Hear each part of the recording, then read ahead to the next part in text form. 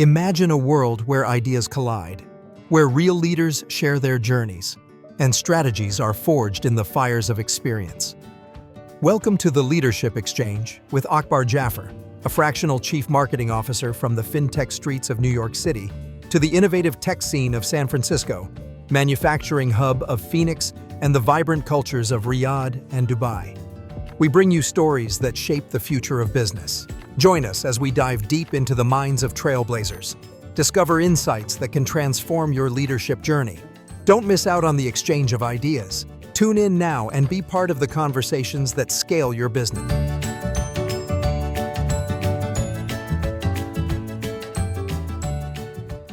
Hey everybody, my name is Akbar Jaffer. I am the founder and CEO of MarketingQA. It's a fractional CMO consulting organization, and I work with B2B companies. With me, I have my partner in crime, the head of HR of Fractional, Jenay Huey. And Jenay, I will let you introduce yourself. Thank you, Akbar. As Akbar said, my name is Jenay Huey. I am the president of Dunedin HR Solutions. We perform fractional CHRO services for the small and mid-size business sector. Been doing this for over 20 years, and absolute pleasure to be sitting here and sharing the conversation with Akbar and myself today. All right. So let me tell everybody how we got started. It was a random networking outreach on LinkedIn. I don't remember who contacted who first. And then we jumped on a quick Zoom call. I think it was supposed to be a 15 to 20-minute call. It ran for about 45, 50 minutes. And we got to talking about some things that were really near and dear to both of us. Right? It was at the intersection of HR and the people aspects of the company and the marketing. So we got to talk about some issues. And then we started to talk about when CMOs work on transformative type projects with companies, almost always that involves the people factor, right? And I've done, so many of them. And we always then get to work with the heads of HR. One of the things that we started to talk about is when the chief marketing officers have to work on transformative type projects like AI, right? Or the adoption of AI in the organization. And the conversation needs to involve the people factor, right? How do we train? How do we retrain? How do we reorganize, and so on and so forth? So I think that was the conversation that we got really passionate about. And hence, here we are today talking about it. Okay, so let me just start by asking, when I'm working with an organization, with a board or the CEOs or the C-level executives about the adoption of AI within the organization, the conversation then leads to, okay, do we have enough talent or the right talent in the organization? Do we have enough skill sets or the right skill sets? Do we need to retrain our people? Do we have to reorganize ourselves? How do we restructure the company? Do we have to restructure the organization and then move the people around, right? So all those conversations happen. I was wondering if you can share your thoughts about that. Yeah, exactly. So when we're taking on AI, from in that C-level and those C-level conversations, that first conversation we need to have is exactly what you said. What does our talent look like, right? And there are some organizations that already have talent in the places that can easily transition to utilizing AI. However, most organizations, what I'm seeing is that they do need to look at first and foremost, what is the structure of those positions and how is AI going to affect those jobs? And most organizations are going to see an absolute need for training, because the fact of the matter is that, you know, organizations may go ahead and take the stance of, we really want to be these early AI adopters, right? And realistically, we all have been using AI. We've just referred to it as different things, right? I mean, we use search engines, we've had workflows, we use all those things, but AI is really, really coming up. And where a lot of organizations are falling short is they're taking the human intelligence out of using their AI. So to go to your point, first we need to take a look, who's in what place and how is that going to interact with our adoption of AI. Some organizations are, of course, they're going to really require that specific that things are actually changed, right? So, you know, maybe some departments are actually absorbed by others, or maybe new departments are created. And there has to be an expectation at that C level that there will be some training that needs to be involved in AI, right? And what I see time and time again is you have some people, they are great at using AI, and you have other people that they're not. They really aren't. They use it irresponsibly, and not because Right. they know to use it irresponsibly, right? They just don't know any better. So you have to think about, where does your talent that's currently sitting in your organization, where do they stand on what they know about AI? And that does take some background work. To answer your question, it really starts at, we need to see where our people are, what they're doing, how AI is going to affect their position, and then design from there up. Right. So by the time when I'm ready to reach out to the HR head, my team and I have already done some homework in terms of we already know where the company needs to go from the Mhm, product and services perspective.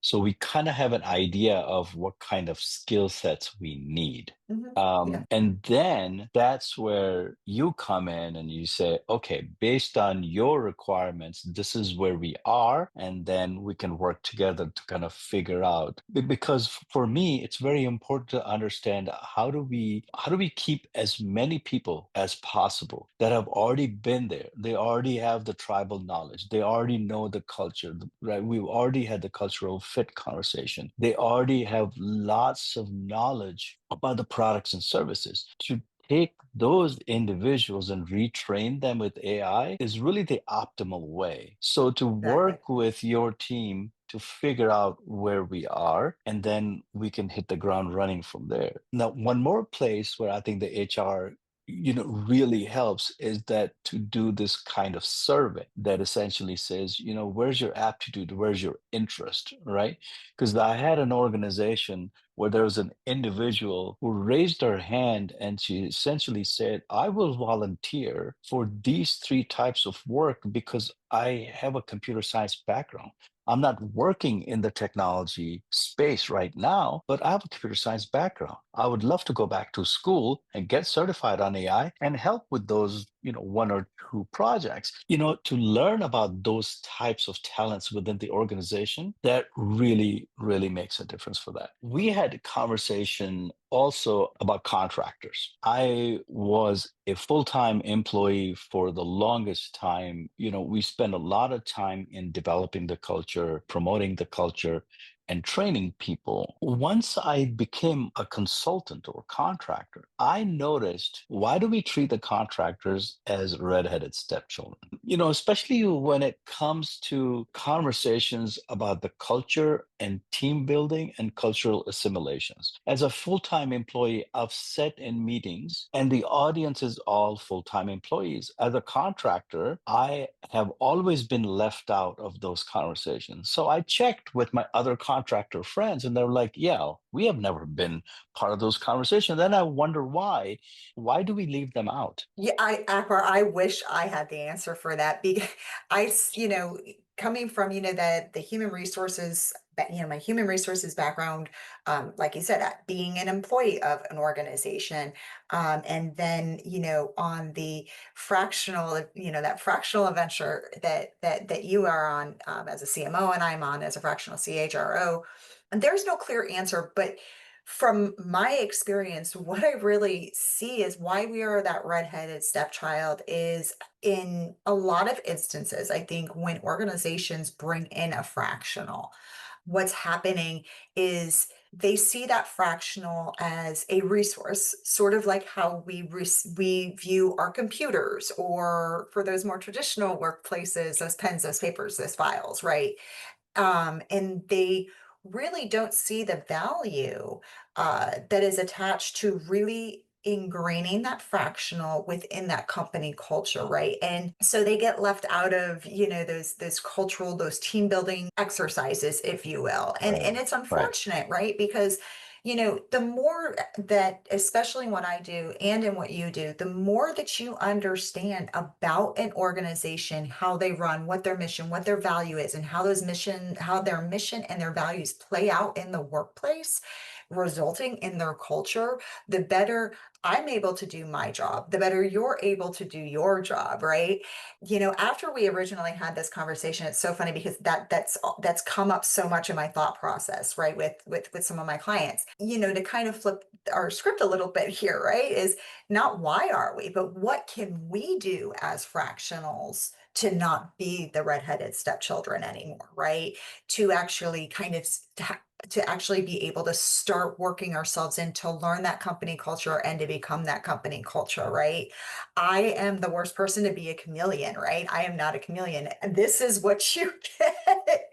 Right. Um, so it's very important for me, and I've made a crucial step when I'm working with a new client to, for lack of a better term, get intimately involved with them, right? To really learn who they are, what they stand for, how their how their organization works, what their culture looks like, and then really seeing how that actually plays out in day to day. And as fractionals, my belief is if we can kind of flip that script and say, you want to know what? Yeah, we may be being treated as redhead stepchildren, but what can I do to really become part of the family, if you will? So let me share with you a couple of thoughts about that. Number one, I recognize the phenomenon when I went from being a consultant to a fractional, because the significant difference between being a consultant and a fractional is, traditionally speaking, when people think about consultants, they think, okay, right, here's a person, they're going to come in, they have a job to do, we are paying them, per hour, and they deliver something and they're gone.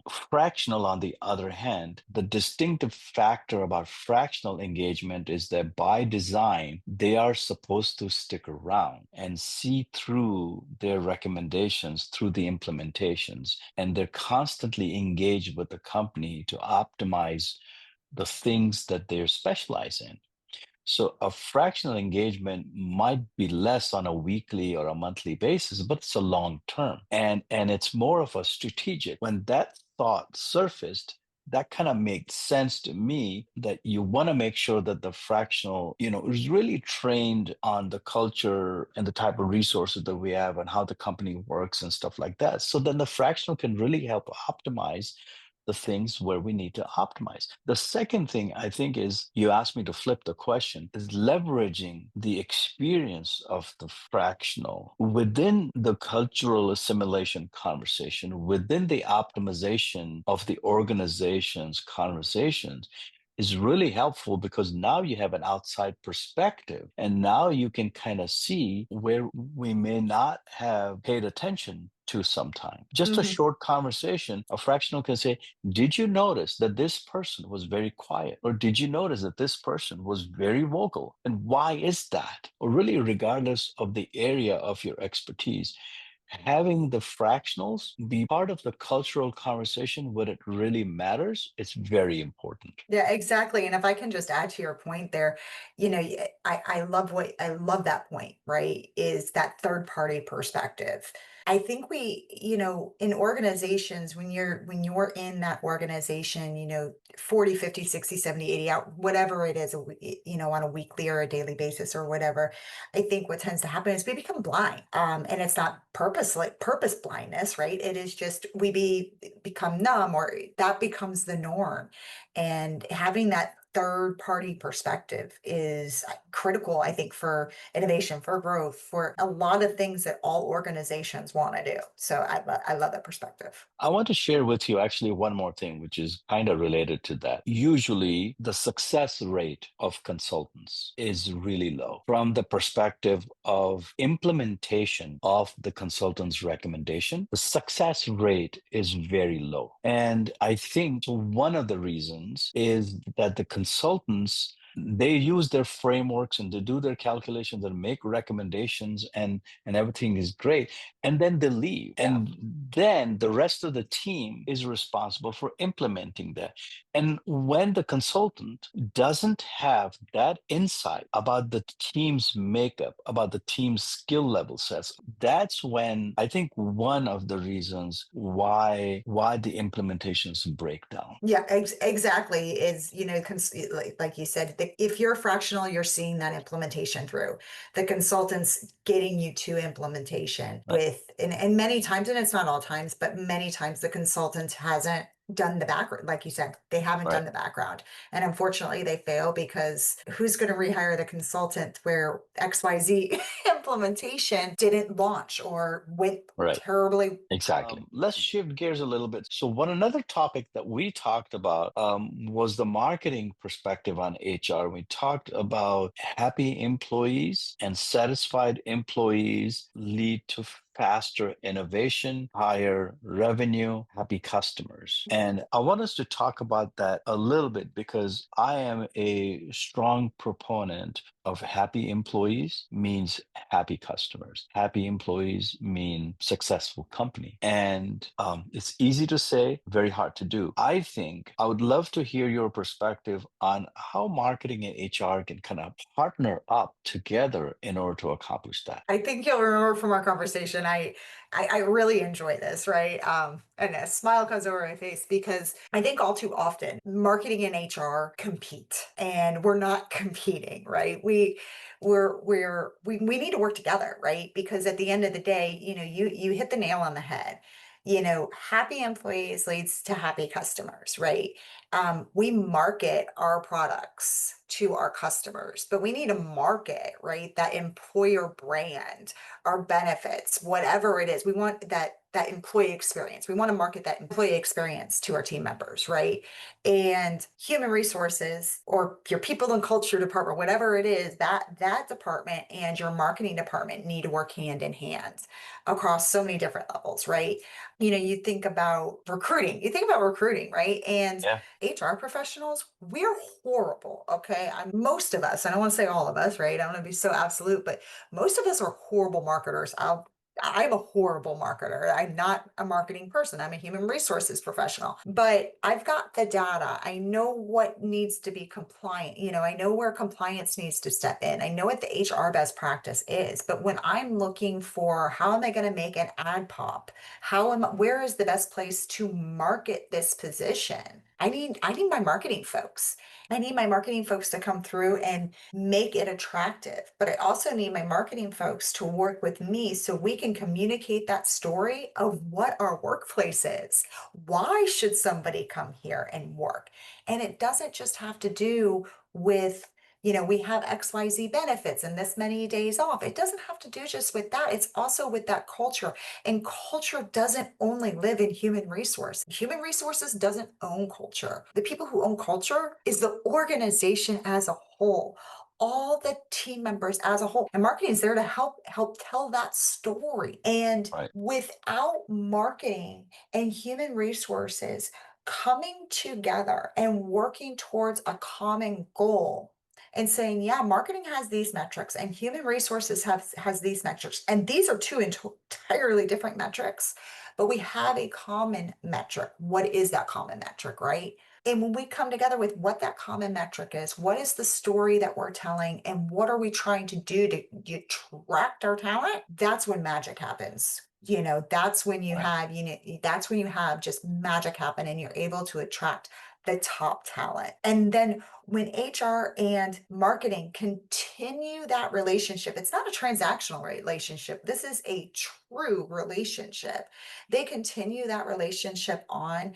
They continue to build not just that external brand employee branding, but that internal branding, right? That's going to show authenticity from the organization, right? It's going to show the employees that the organization actually values their benefits enough for their Right. human resources and their marketing people to come together to convey an Right. actual story behind it. I think that these are two departments, if you will. These are two departments that for some odd reason have gotten wildly separated when they should be best buddies. Like really, they should be best buddies, and it shouldn't just be at that top level where the VP of marketing and the VP of HR are having these conversations, right? We need social media managers and our TA managers working together to Right. create, how are we selling our employees stories when we're looking to hire a position, or just bring light to what it's like at our organization, right? Because it also tells the story to our customers, right? Those happy customers. It also tells the story of our employees are happy here as well. And that ties back into your employees are happy, you have happy customers, you're going to be more productive, you're going to be more profitable. Leadership values their experience in the organization enough to bring them a package that the marketing is involved in, and it's not just the folks up in human resources with their glasses on, coming up with something that checks a box. It really shows that authenticity, and it really brings them happy. And we say happy in HR speak, we say engaged, right? And there is study after study after study after study that shows those engaged employees, regardless of whether they are in a profit producing position or not, those Yep. engaged employees are more productive, and a more productive employee at the end of the day adds to the profitability of an organization and makes it fun to work. So, we all Right. want to go to a good workplace. Of course, of course. Let me share with you three things that just came to my mind as I was listening to you. Number one, if you look at the Southwest Airlines employees, right? They are the Mhm. poster child of happy employees. Nobody ever buys from a sad salesperson. When the salesperson is really energetic and excited about the products and services, about the company, that's what come across in the sales pitch. The second thing, and I think that it has a lot to do with how the organization's culture is, and it's not a very comfortable topic for a lot of people. There's a notion out there that HR, their job is to be like the enforcer of the legal regulations, or Mhm. to protect the company against the legal guardrails. That's their job. So when that's the premise of HR being there, then it just becomes very mechanical. Then the trust between the HR and the employees is gone. And then what happens is that every move that HR makes, everything that HR does, it's looked upon from the skeptic's point of view. Why are they doing this? Oh, it's an employee survey. They're trying to find people to lay off, right? Stuff like that. And we hear that Mhm. all the time. And people, if they're not happy, they don't report back to HR. If they have any issues with their manager, they don't report back to HR. And I think that really starts to breed. Working with marketing, I think if we have the right reason at the top, why does HR exist? Yes, we Mhm. have to make sure that we are compliant, right? Of course, Mhm. we also have to do Yes. that. But at the same time, I think that HR, or one of the jobs of the HR, is team building, is where marketing can help. Because for me as a CMO, each and every employee is a walking billboard. Each and every employee, no matter what your rank, needs to be able to know the products, services, know the positioning, know the basic messaging, be able to speak intelligently at some level about what is it that you do, or what does your company do. Another thing that I think marketing can really help. So when marketers enable salespeople to go out and find the customer, to acquire customers, we have our frameworks. We go and say, okay, target market and target audience. How are you going to find that audience? How are you going to reach out to the audience? And so on and so forth. How are you going to communicate to the audience? I think we should apply those same framework for employees or for recruiting, because you're acquiring resource, right? As a company, you're acquiring resource to help you deliver on your promise to the customers, right? Mhm. I think that we should use the same framework. What are we trying to accomplish? Yes, we have these skill gaps and we need to hire these people. Then you can work with marketers and say, where do you find these people? What are the ideal customers or the ideal candidates, right? In this case, what do we Mhm. need? What do we don't need? How do we communicate? How do we reach out to them? Where do you find these people? That then becomes On the other side, we have the ideal customer profile. Here, we have the ideal employee profile. Use that same idea to then help the marketers go out and then recruit and really try to hone in on that right employee. Yeah, exactly. And I'm going to work backwards here because again, like our conversations, this is why I love talking with you. It just brings up, and more and more comes up. But when you're talking about how our employees essentially they become brand ambassadors for us, right? And so when HR and marketing are working together, right, then we know how HR knows how when we work with marketing to truly understand. See, and that's why it takes building a relationship, right? Because human resource needs to truly understand. We can't put our blinders on and, focus on, the regulation and the compliance. We've got to open up what we're doing here, and Yeah, it's about employees and really understand the employer brand. And when we understand that, then through the training programs and the development programs and all those things that as human resources we do for employee initiatives, we also are then able to ensure that our organization's brand is promoted throughout it all. And then right. those happy employees, it opens up, they're able to tell the employer story, why you should get this product or this service from that organization. And you also talked about, in that recruiting, right? I need my marketing folks to really, align what we need as far as those skills and those capabilities. And but also tell the story of what my top performers look like. What are their skills? What are their capabilities? What do they look like? And be able to have those performers tell their story themselves or have those stories told for them. And that really brings back that humanity into the recruitment process. And, we need those things. And the first thing you mentioned going back was, about the reputation of human resources. I think I mentioned to you, I grew up on a used car lot. So I say this with all the love that can ever be said. But human resources is essentially used car salespeople of the back office, right? And I grew up on a used car lot. So my brother, my brother, my father, my family is part of that. So I say it with all the love in the world. Here's the thing: just like there are great used car lots out there, there are great HR professionals out there. It is hard to be a great human resources professional because the one thing I've always throughout my career, I've always looked at my profession, right, is I'm not just there for the employer and I'm not just there for the employee. I work in this area for what is best for both. And it's a hard area to work for. And that's why a lot of times I think that human resource professionals to save face or save a job or keep moving in their career have many times sided on the employer side to the chagrin of the team members. But there's a lot of good human resources professionals out there that want to do what's best for both and bridge that gap. It is Right. hard. But again, going back to our main point here, marketing can help us do that. But it's one of those things where we have to get out of our silo. We have to get Right. uncomfortable. We have to admit when I don't know about marketing or I don't know how to tell this story.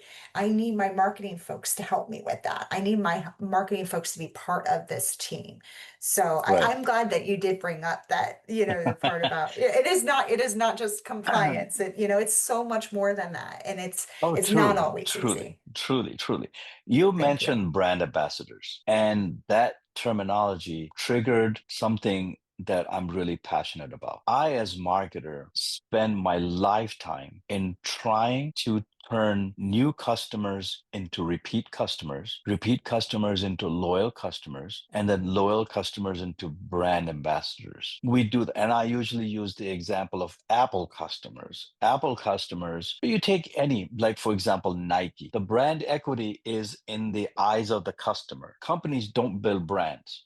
companies just deliver a set of promises, right? They make some promises and they try to deliver on it. The equity, the brand equity, or how much value the brand is in the eyes of the customer. So we try to convert those loyal customers into brand ambassadors. I use example of the Apple customers. If you talk bad about Apple in front of these customers, they'll punch you in your face because you attack the brand that they identify with. You didn't attack the brand, you attacked the customer. Brand ambassador, that's the definition. And I think that when you talk about the employees as brand ambassadors, I think that we should aim to have that level of compassion and that level of passion for your brand so that employees can feel proud to talk about the company. Yeah, we're changing the world. Another thing that we brought up, the thing about the culture, because I spent so much time with startups, and because I spend so much time on the technology side of things, during recruitment process, during the interview, there's a lot of time and energy spent on trying to find a candidate that has the right cultural fit. Will this person fit in with the group? I have been part of a lot of conversations, a lot of recruiting, a lot of hiring, and some of my clients passed up some great candidates because they're like, it may not be a fit. Now, I come from Silicon Valley, startup world, and there we focused 100% on finding the right talent, right? Find the right talent because you've got a problem that you're trying to solve, and you don't have thousands of people or hundreds of people who qualify for what you're looking for. Do your hardest to find the right person and then have a cultural assimilation program to see how far you can integrate that person. Now, having said that, I'm a marketer, I'm a creative person, and I work with a lot of creative people. I've spent more than 20 years in backstage productions. I know how the creative people work. I know how the stand-up comedians and the actors and the musicians work. They're very, very creative people, which is the kind of people that you want, but they're very temperamental. Cultural fit, forget about it. Be a brilliant guy who writes you the most wonderful melody, but he's going to be sitting in the corner when you're having a party. You know what I mean? Or there's a brilliant, right? There's a brilliant mad scientists, mathematicians that you need in order to have a differentiation. But that person may not, drink or may not like the food that you want. There's like so many cultural thing. So I think that to subject a new hire to those types of cultural nuances, I'd really rather hire a brilliant person who can differentiate my company and its products and services, and then deal with the nuances of that really person's. Another thing that really scares me is that if we hire the same kind of people, then we create a tunnel vision. What you want is a diversification of thinking. Exactly. The reason why Silicon Valley is Silicon Valley and you cannot replicate it anywhere, because in Silicon Valley, we celebrate that kind of a diversity. Let me give you an example. When I was in Silicon Valley for 20 years, I was part of a theater group called Stanford Savoyards. When I would sit techie meetings, there would be 25, 30 people, and all of them would have their laptops on, and they're all technology background people. The singers, the actors, the set designers, they all were VPs and directors of software engineering, hardware engineering in Silicon, but they all had their full-time job as the techies. Half of my orchestra pit was mathematicians and scientists who used to work for Facebook and this and Sun Microsystems and Oracle. That's what you have, and we have to celebrate that in the organization. Exactly. I love what you're saying here.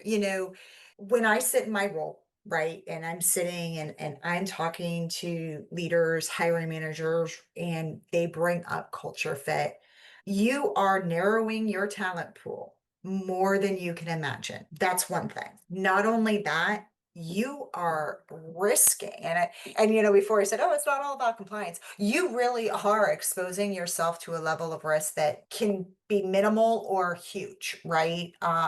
When everybody in the room, in that room's our organization looks the same, you are missing out. You're missing out on innovation. You're missing out on new ideas. You're missing out on different ways to work. So Exactly. while culture fit, we want a great culture in our organizations, right? But just like human culture, things evolve, right? You know, in 1955, you and me would never be having this conversation, not No. because like the internet didn't Yeah. exist, but this person sitting here and that Yeah. person sitting there, it Yeah. wouldn't exist. We would not be sitting Yeah. in our roles. Let's just be very, Right. very, very honest about that, right? Yep. Yep. So, culture fit, it's important to have good culture, but to hire based on fit, it's a terrible idea. I think so. It's so horrible. Let's, like you said, where we should be looking at are what are your skills? What are your capabilities? Can you perform this role? Yeah. That's what we should be looking at.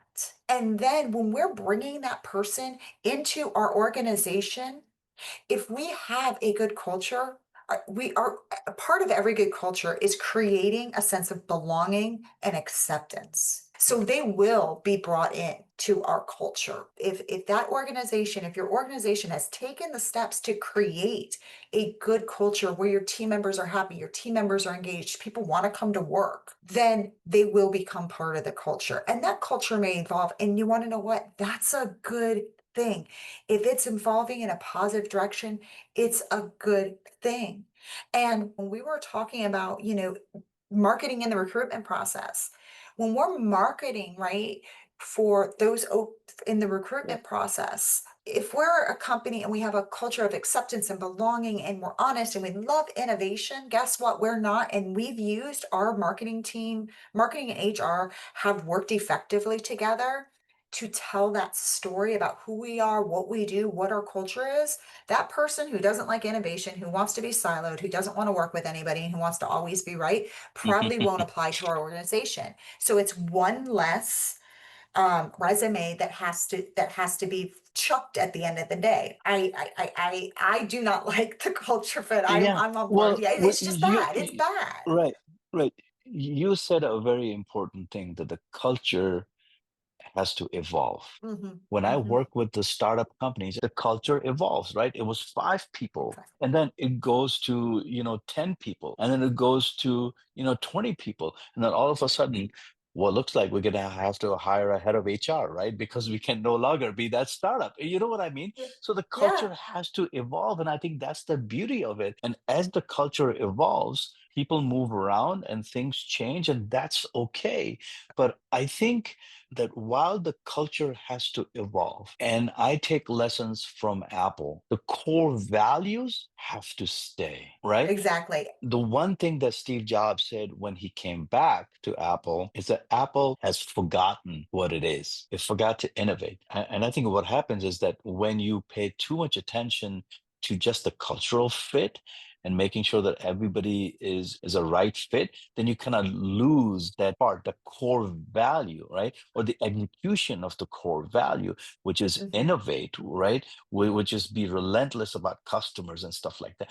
We cannot confuse the core values and the culture, right? I just Exactly. wanted to bring it out because I see that over and over again. There are so many reasons why, just in this conversation, where the HR and the marketing should work together. Last thing, and it's so appropriate to talk about this, the nature of the organization or the makeup of an organization has starting to shift. This may be a drastic statement, but I heard a number of CEOs say that the successful CEOs will have to manage an organization where half of the employees are AI bots or half the employees are, humanoid robots. Because let's just take that as a premise that the organizations of tomorrow will have maybe 50% of employees are humanoid robots. Hmm. What will it take in order to manage that kind of an organization? It's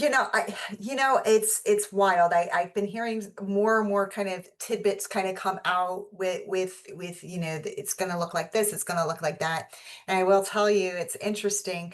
No one ever says when, right? So I think that being aware about the quick shift in AI and in robotics, I think being aware of it is crucial. But going on to how do we manage that, I think first it starts with how do we manage our humans? We don't want to lose sight of the human element of management. When we lose sight of the human element, right? Whether that human element is us being a human to our people, or whether that's, not taking the human out of the people that are humans. Now this has become very confusing, but we really need to manage the human element, right? So 50% of that work population is AI, or all that's popping in my The head is humanoid Rosie the robots. robot.